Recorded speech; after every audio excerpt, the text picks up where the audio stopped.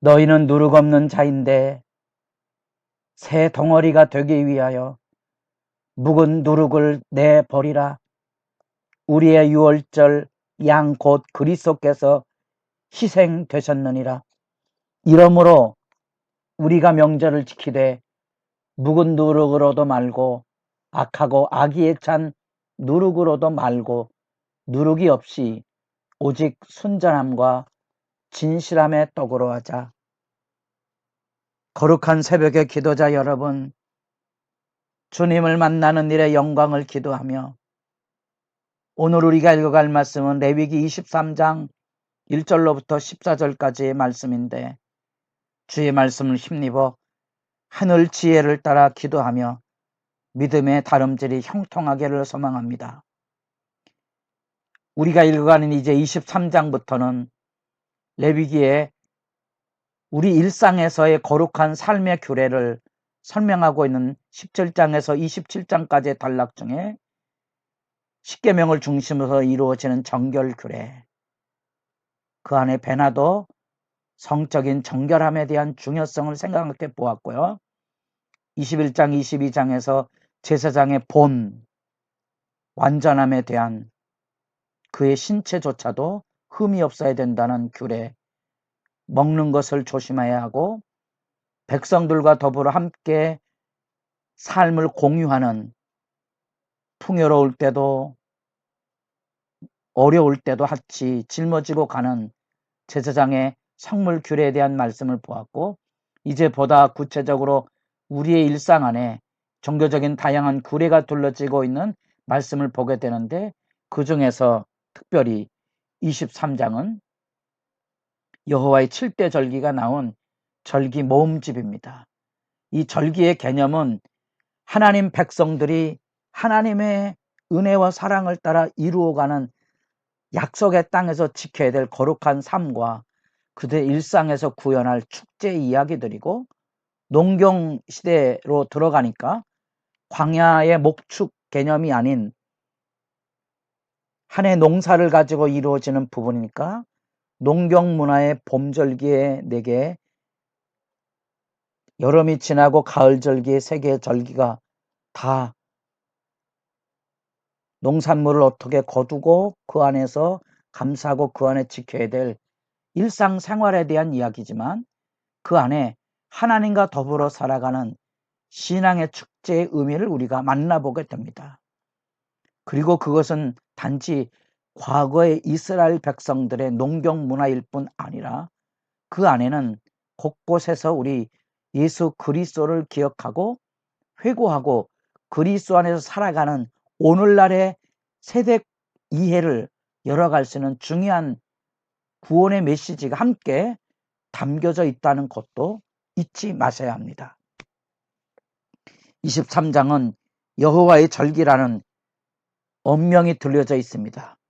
여호와께서 세우신 여호와의 백성들이 지켜야 될 절기, 그 절기가 바로 하나님 앞에서 모여야 될 그 하나님의 때에 하나님의 말씀 앞에 하나님의 뜻을 따라 거룩한 모임, 성회라는 말이 23장에 11번 정도 나옵니다. 그만큼 여호와께서 가라사대 1절, 9절, 23절, 26절, 33절 하나님의 말씀 앞에 모여서 하나님의 때에 하나님의 뜻을 기뻐하고 즐거워하며 나누며 살아가는 생활의 일상이 여호와의 절기의 의미입니다.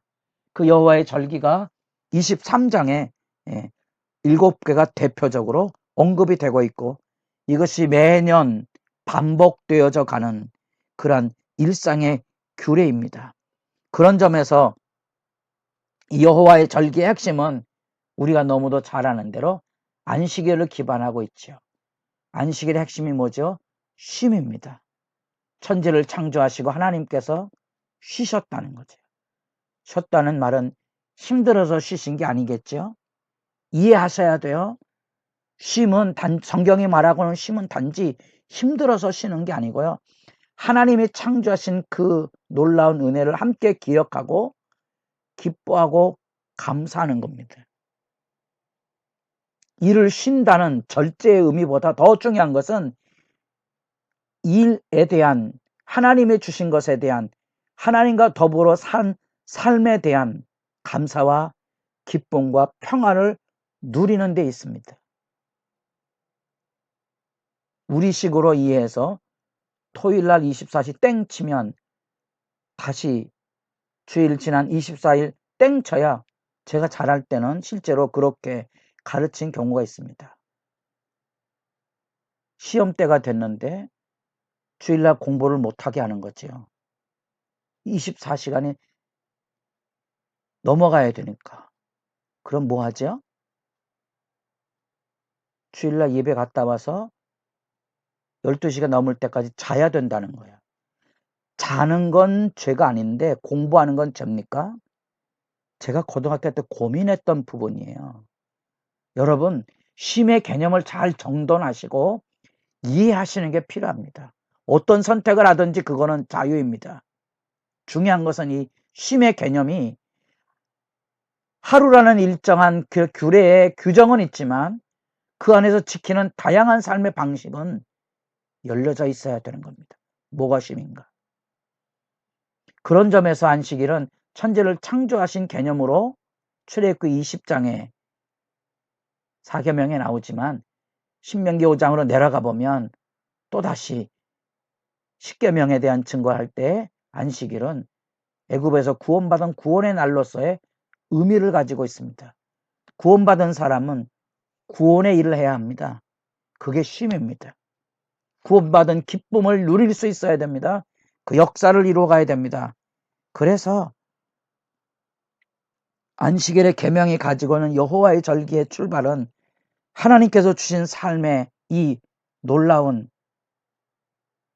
하나님이 이루시는 창조의 역사 안에서 거룩한 노동과 쉼의 질서를 이어갈 뿐 아니라 하나님이 우리를 구원하신 구원의 은혜에 감사하고 기뻐하고 즐거워하는 삶의 축제들을 이루어가야 하고, 그 삶의 축제를 역사 속에서 구체적으로 이스라엘 백성이 하나님의 백성으로 애굽에서 나온 때로부터 출애굽기 12장 13장으로 시작이 되는 유월절, 그게 흔히 이제 니산월로 알려졌던, 우리 현재 양력으로는 3, 4월쯤 됩니다.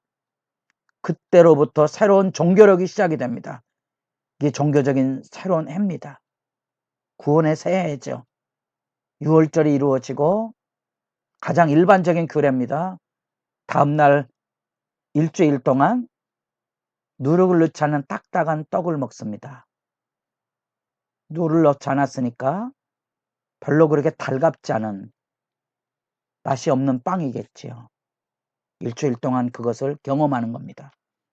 애굽에서 나왔던 때를 기억하고 일상의 규례 안에서. 그것이 무교절 절기 일주일입니다. 그리고 우리에게 생소한 초실절이 있습니다. 일반적으로는 16일입니다. 이 16일 때는 보리 추수가 익어갈 때 제일 먼저 추수의 알곡을 하나님 앞에 드리는, 첫 이삭을 드리는 날입니다. 이것은 성경에서 유대인들도 이해하는 방식이 달라서 개념 정리가 좀 어렵기 때문에 우리는 거의 이런 부분은 이해되지 않는 부분으로 남아 있습니다. 그러나 그리스도 안에서 이 초실절은 중요한 의미를 가지고 있고, 이 6월절이 지나고 무교절이 시작이 되며 그 다음날 밭으로 나가서 제일 먼저 첫 열매 묶는 거지요. 그게 초실절입니다. 그 중에서 약속의 땅에 들어가면 제일 먼저 곡식의 첫 이삭을 상징으로 해서 제사장에 가서 그것을 흔들어서 요제로 드리는 절기가 초실절입니다. 어떤 의미를 가지고 이 이야기를 설명하려는 거 아니, 우리가 잘 아는 대로 예수님께서 6월절 양 언제 돌아가셨죠? 금요일입니다. 오후 3시에 운명하셨습니다. 예수님 당대 제2성전기에 저녁 제사를 드리는 시간이 바로 오후 3시부터입니다. 6월절 무교절이 지나고 이게 부활절입니다. 첫 열매. 우리가 너무도 잘 아는 대로 고린도전서 15장에 예수님께서 첫 열매가 돼서 부활의 보증이 되셨다는 말. 그래서 제가 일부러 이렇게 논쟁은 있지만 기본 날짜가 이렇게 형성이 된다 그랬습니다. 아, 이것이 과거의 축제만이 아니구나. 하나님이 세상을 구원하시는, 하나님이 다스리는 질서에 대한 얘기가 농경 문화를 기반으로 해서 주신 은혜에 대한 축제를 벌이고 하는 모습들을 우리가 기억하고, 그 구원의 절기를 우리는 우리 시대 안에 어떻게 지키고 있는가.